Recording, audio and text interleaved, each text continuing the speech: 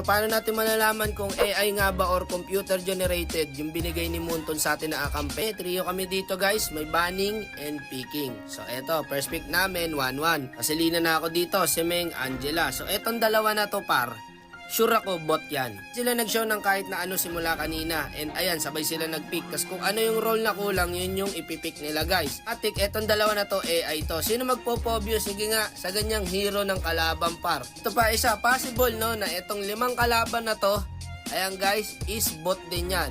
AI, computer generated pre. Madaling salita, bibigyan kayo ni Moonton ng free star. Mananalo kayo na walang kahirap-hirap. Baka naman matalo pa kayo, puro computer na lang kalaban nyo rito. Tapos may kampi rin kaming 2 computer guys, kasi trio nga kami. Papansin nyo guys, halos hindi gumagalaw yung kalaban. Hindi umiilag sa pana ako. So ibig sabihin, etong 5 to is computer generated nga. Ay pare oh, ay tamang pumanang ganon. Syempre, kung tao yun, iilag yun.